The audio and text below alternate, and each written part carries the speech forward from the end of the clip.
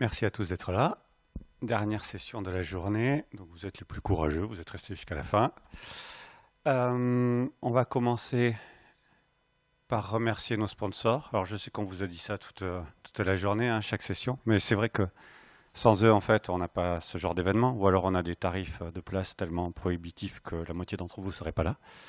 Donc vraiment un grand merci, et merci à vous d'être là, parce que vous participez aussi au fait que ce soit possible. Je suis Manuel Ventura, ça fait une dizaine d'années que je suis dans l'agilité. Mon truc, c'est plutôt l'humain et le design d'organisation. Je suis à la tête d'une équipe qui s'occupe de management, d'agilité, et on intervient sur les projets en fait pour remettre du collaboratif, du sens, et faire en sorte que la communication passe bien.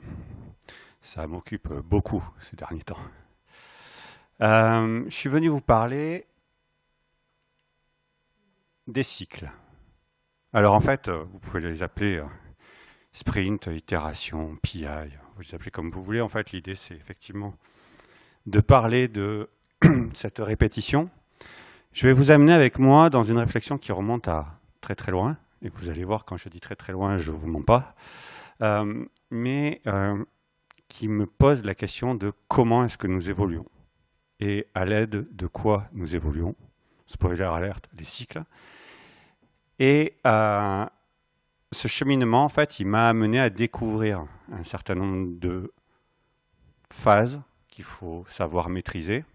Et je vais vous proposer un outil à la fin pour voir comment vous aussi, vous pouvez exploiter l'incroyable pouvoir des cycles. Donc on va revenir très très loin dans l'évolution de l'humanité. En fait, les premiers cycles que nous avons exploités sont des cycles naturels. Donc bien évidemment, premier cycle apparemment évident, hein, jour-nuit, nuit-jour. Mais il y a également les saisons qui sont apparues avec les équinoxes, les solstices. Mais vous savez qu'en fait, 4 saisons, c'est assez récent dans l'histoire de l'humanité.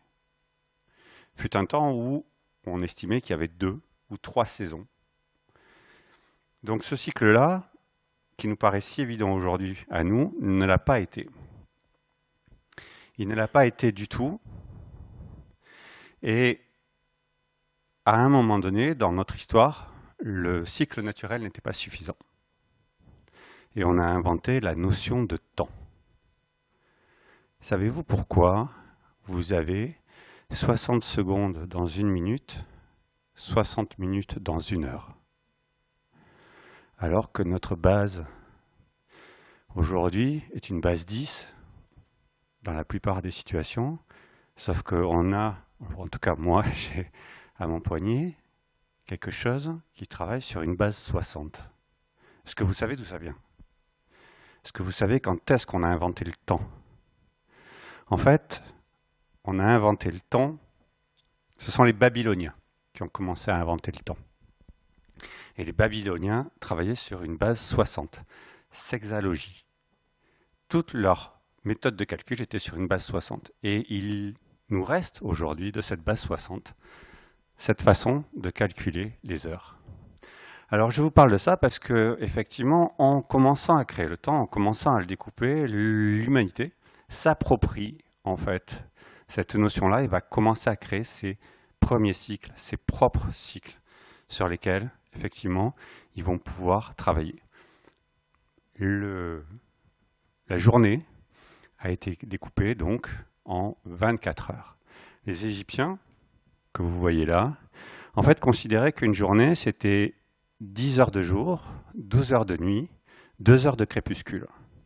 Encore une notion aujourd'hui qu'on n'a pas, ou en tout cas qu'on a perdu dans le temps, pour simplifier notre façon d'avancer, simplifier nos cycles d'apprentissage. Ces éléments-là, en fait, ils ne font partie que d'une évolution de l'être humain pour s'approprier ces cycles, les adapter, travailler avec, et les globaliser. C'est-à-dire qu'en fait, ces éléments-là vont se répandre sur la planète jusqu'en 1580 et quelques, où en fait le calendrier grégorien est créé et va se déployer dans le monde entier. Alors il n'est pas le seul, il existe encore plein de calendriers actifs, hein, que ce soit des calendriers chinois, japonais. Les Chinois, justement, ils ont un calendrier, il est aussi sur base 60. C'est le temps d'une dynastie, 60 ans. Si je vous parle de tout ça, c'est qu'il y a une bonne raison, en tout cas je l'espère, c'est que, en fait, ce que fait l'humanité depuis le départ, c'est d'essayer de survivre au chaos, de vivre dans un milieu extrêmement difficile.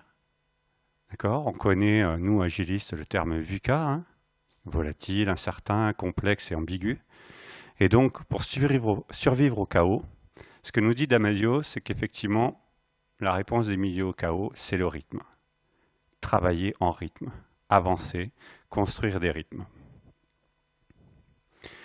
Il y a fort longtemps, quelqu'un a conçu, imaginé, je ne sais pas trop, la base en fait de ce qu'on travaille aujourd'hui, c'était le PDCA.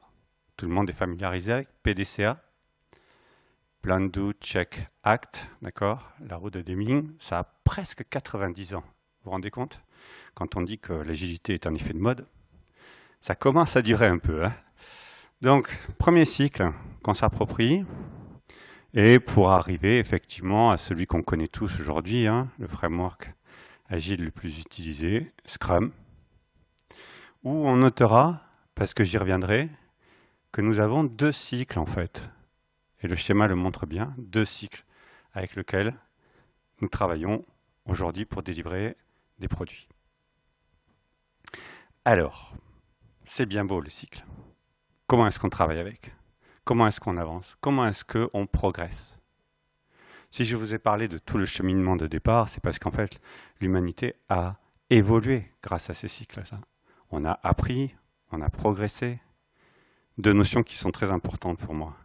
Apprendre et progresser. Donc, pour pouvoir exploiter pleinement ces cycles-là et ne pas juste se laisser porter, l'idée, c'est de savoir que il y a 3 effets majeurs que peuvent vous apporter les cycles, 3 phases qu'il faut arriver à comprendre pour pouvoir justement les exploiter pleinement. Et j'espère que ça fera écho à ce que vous pouvez rencontrer aujourd'hui dans vos périmètres. La première phase, c'est ce qu'on appelle l'effet de catalyse. Alors, l'effet de catalyse, c'est quoi? C'est l'élan. Je ne sais pas si vous vous souvenez de la première fois où vous avez démarré un sprint, au sens Scrum du terme. Je viendrai sur les exemples de course à pied. Ou la première fois, effectivement, que vous avez décidé d'aller à la salle ou d'apprendre la guitare.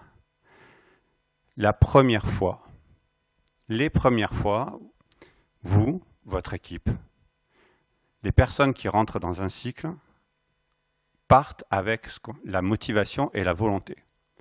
Déjà, si on ne part pas avec ça, c'est un peu compliqué. Mais généralement, ce qu'on essaie de faire, c'est effectivement de susciter une motivation à rentrer dans un cycle où on va pouvoir apprendre, expérimenter des choses. La motivation et la volonté sont votre démarreur. Vous partez sur les starting blocks à fond, vous avez juste besoin de cet enthousiasme-là. La complexité de ça, c'est que ça ne dure pas. La motivation n'est pas éternelle, vous ne pouvez pas vous appuyer perpétuellement dessus, il y a un moment donné où elle s'érode. Et même si aujourd'hui on parle de management motivationnel, si aujourd'hui on vous parle de motivation intrinsèque, extrinsèque, il n'empêche que, vous le savez tous, il y a un moment donné où on n'a plus trop envie. C'est fatigant. On verra demain. Ces éléments-là, en fait, il faut arriver à les contrecarrer et on voit bien que la motivation et la volonté ne suffisent plus. Donc on va passer dans un deuxième effet sur lequel il va falloir travailler, c'est l'effet cumulatif. L'effet cumulatif, vous allez pouvoir l'obtenir que si vous travaillez sur la discipline et la répétition. Une fois la motivation érodée, tout ce qui vous reste pour continuer à progresser, c'est d'inscrire et de créer une discipline. Créer des habitudes. Vous obligez à le faire. vous obligez à continuer et à perpétuer le rythme. L'effet cumulatif, c'est un peu tout ce que vous vend l'ensemble des livres de développement personnel aujourd'hui.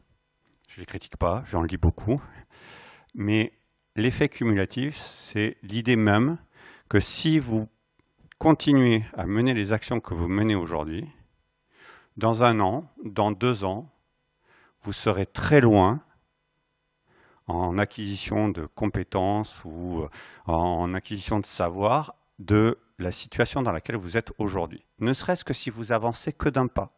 Si vous faites un pas tous les jours, si vous livrez, je ne sais pas, un livre tous les 6 mois, ce sera toujours plus que si vous ne les lisez pas. D'accord? Et tous les bouquins de développement personnel s'appuient sur cet effet cumulatif.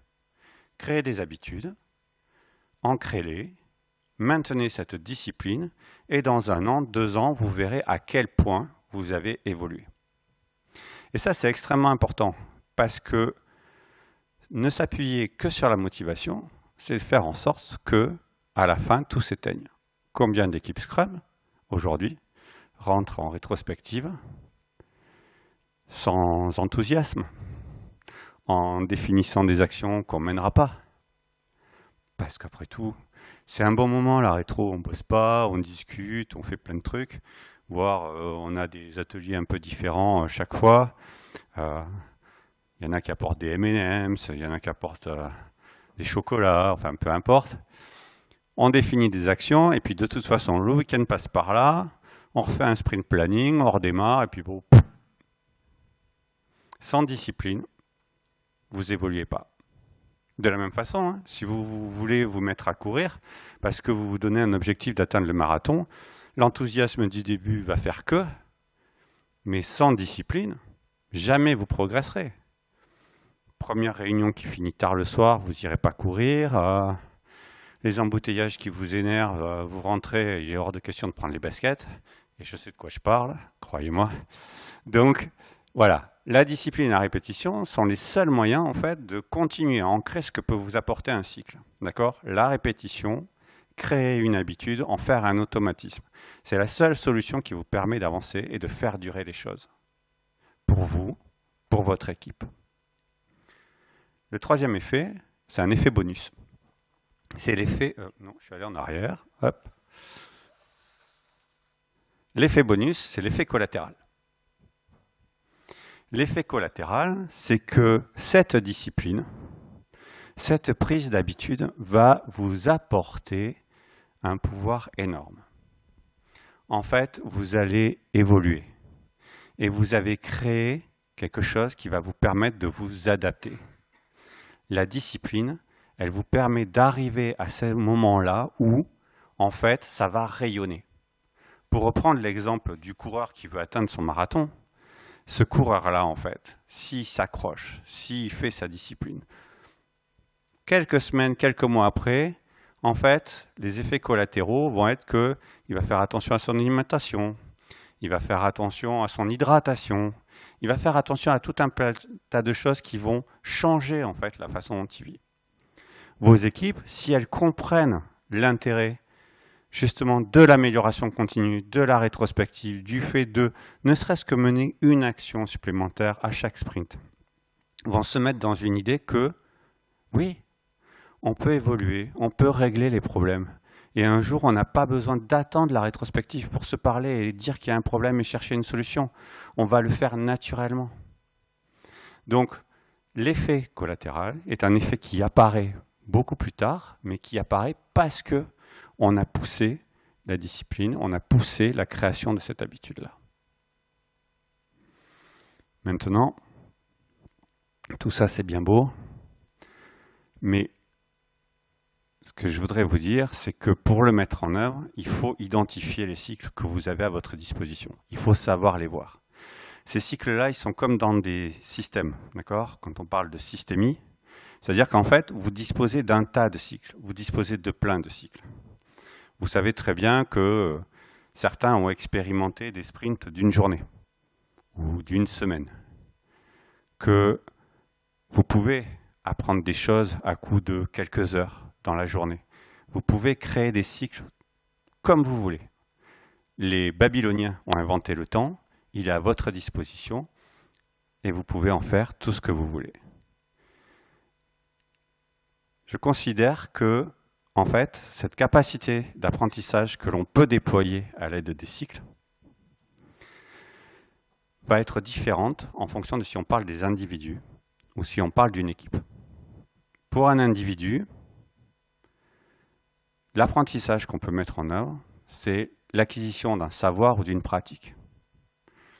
L'acquisition pour une équipe est plus de l'ordre de la culture, d'accord, ou du comportement en tant qu'équipe. Et pour chacun de ces étapes-là, chacun de ces éléments-là, j'ai quelque chose à vous proposer. Est-ce que quelqu'un sait ce qu'est Memento Mori ou le Life Calendar? Est-ce que quelqu'un l'a déjà croisé? Ouais. C'est un petit outil que j'ai découvert sur Internet. Alors, outil, c'est un bien grand mot. Je vais vous montrer comment je l'ai détourné.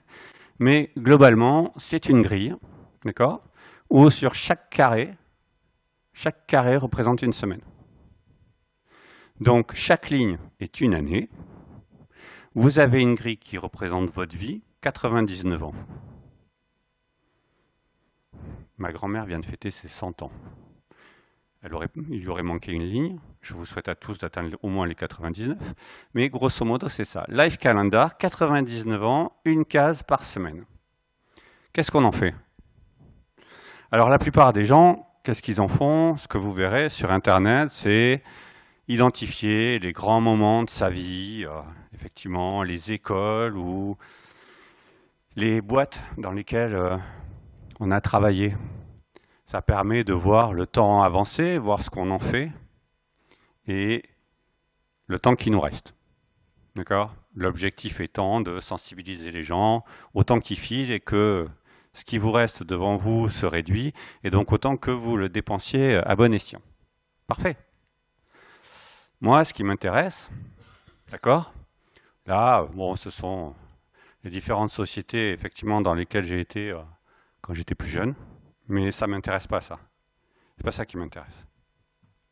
J'ai un truc, c'est que je me pose toujours la question de ce sera quoi demain, la meilleure version de moi-même? Je suis pas le seul à me la poser et il n'y a aucune obligation à se la poser. Mais en fait, je me demande toujours qu'est-ce que je peux apprendre? Qu'est-ce que j'ai envie d'apprendre? Du coup, mon Life Calendar, c'est plutôt ah oui, j'ai essayé de passer une grosse certification qui était très compliquée, où j'ai appris le coaching professionnel, j'ai appris tout un tas de choses et je me suis lancé face à un jury. Bon, ça a été très compliqué, mais j'ai appris plein de choses. Puis j'ai changé de boîte et je me suis mis à lancer un podcast. Et j'ai appris à mener des interviews d'agilistes et à faire un podcast en interne et tout. Puis, il y a 2 ans, j'ai fait ma première conférence dans un Agile Tour. Et j'ai appris à construire une conf et à la partager avec les gens. Mais en fait, le truc important, c'est que ça fait des années que je me dis que quand je serai à la retraite, j'apprendrai la guitare. C'est mon truc. C'est mon truc. Et pourquoi attendre? En fait, l'été dernier, je me suis dit, je vais apprendre la guitare. Si je vous partage ça, c'est pas pour vous dire de faire de la guitare, hein, mais c'est pour vous dire, est-ce que vous savez ce que vous voulez apprendre? Est-ce que vous vous faites une idée de, ok, demain vous voulez creuser quel sujet? C'est une question que je pose à tous les gens que j'embauche. En fait, c'est quoi le sujet que vous grattez aujourd'hui? C'est quoi le truc que vous farfouillez dans vos livres ou sur le blog ou que vous regardez en vidéo parce que c'est un sujet agile et aujourd'hui, c'est ça qui vous intéresse? Vous faites partie des rares, en fait, aujourd'hui, à être dans une communauté où le partage d'expérience et l'apprentissage est au cœur de nos pratiques. Et si vous êtes là aujourd'hui, c'est que vous venez chercher quelque chose. Et au-delà de consommer ce qui vous est proposé, Moi, la question que je vous pose, c'est effectivement, c'est quoi que vous avez envie d'apprendre? Et cet outil-là me permet de faire ça. Alors la guitare, c'est un joke, hein. J'ai des sujets agiles que je veux apprendre, j'en ai d'autres. Mais c'est pour vous dire que ce petit modèle me sert à ça, de façon individuelle. Est-ce que je suis toujours en train d'apprendre? Qu'est-ce que je suis en train d'apprendre? Et je vous parle de quelque chose de majeur, d'accord? Je ne vous parle pas de savoir quelle est la capitale de je ne sais trop quel pays. Mon sujet, c'est quelque chose de majeur, quelque chose qui va changer ma vie, en fait, qui va faire que je vais voir le monde différemment. Cet outil-là, il me sert à ça. Et du coup, je me suis dit, OK, qu'est-ce qu'on fait avec une équipe? Compliqué, je ne vais pas leur demander à tous de faire un live calendar. Donc, culture et comportement, l'équipe, qu'est-ce qu'elle apprend? Qu'est-ce qu'elle a appris? Donc, je vous propose le... Oui, je vais trop vite. Quand avez-vous réglé un problème pour la dernière fois? Progressez-vous réellement? Je vous parlais des rétros. En fait, si vous réunissez votre équipe aujourd'hui et que vous lui posez la question, ou que vous faites un peu de rétrospective là-dessus, ou d'introspection, quand est-ce que c'est la dernière fois que votre équipe a vraiment réglé un problème, a vraiment appris quelque chose qui l'a fait sortir de la situation dans laquelle elle est? C'est un vrai sujet. En tant qu'équipe, on n'est pas juste là pour développer. L'objectif de Scrum, c'est que l'équipe soit plus performante au fur et à mesure du temps. Donc elle est censée apprendre des choses. Memento code didicisti. Souviens-toi de ce que tu as appris. Je vous propose d'adapter le Life Calendar et d'en faire une vision pour l'équipe. C'est pas Memento Mori, qui veut dire souviens-toi que tu vas mourir. Ce serait glauque pour une équipe. L'idée là, c'est de se dire, OK, quel est mon cycle d'équipe? D'accord? Donc, pour certaines équipes, ces carrés seront des sprints. Pour d'autres, pas forcément. Ça peut être un mois, ça peut être un trimestre. Peu importe, l'équipe n'est pas forcément agile. Et l'objectif, c'est de se dire, OK, est-ce qu'à un moment donné, on a vraiment appris quelque chose? Pas qu'on ne s'entendait pas, ou qu'on aimait boire du café ensemble, hein, bon. Mais vraiment, vraiment appris quelque chose. Ça, c'est le premier step, d'accord? Introspection, on regarde. Maintenant, projection, de quoi je vais avoir besoin? L'équipe là, 2024, qu'est-ce qu'on va avoir besoin d'apprendre en tant qu'équipe pour surmonter ce que l'on va avoir à surmonter dans les mois, les semaines ou les années à venir sur notre produit, sur la façon dont on doit évoluer. Et se poser la question de, OK, peut-être qu'on a déjà appris plein de choses. Peut-être qu'on va constater qu'on n'a rien appris du tout. Ce qui serait triste, mais malheureusement qui arrive assez souvent. Ou en tout cas, rien de majeur. Rien du tout, c'est toujours très difficile. Mais rien de majeur en tant qu'équipe. Et donc, qu'est-ce qu'on met sur la table pour demain? Qu'est-ce qu'on met sur la table pour demain? Comment est-ce qu'on va travailler demain, tous ensemble?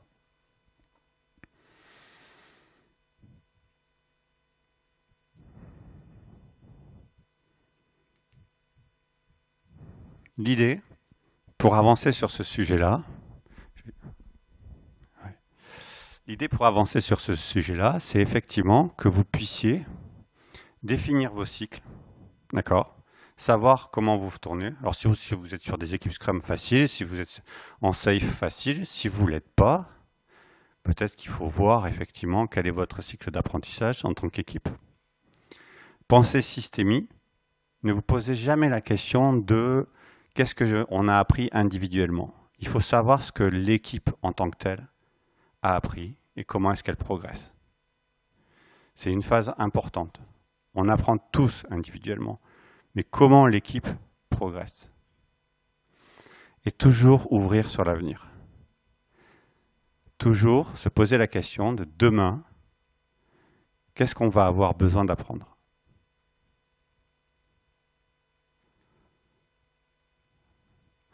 Il y a un cycle, il y a une théorie aujourd'hui qui dit que le Big Bang n'est pas le premier Big Bang, que l'univers est dans un cycle. Ça s'appelle l'univers pulsé, il me semble. C'est que le Big Bang existe, l'univers va en expansion, puis, je ne sais pas s'il se rétracte ou autre, mais en fait, en tout cas, il disparaît, et il y a un nouveau Big Bang. Donc, les cycles interviennent jusque-là. Mais j'aimerais finir sur cette question-là, en fait. Dans la projection, c'est quoi pour vous ce que vous allez choisir d'apprendre pour avancer? Demain, comment est-ce que vous allez évoluer? Quelle est la décision que vous allez prendre pour votre apprentissage et pour continuer à avancer? Je vous remercie.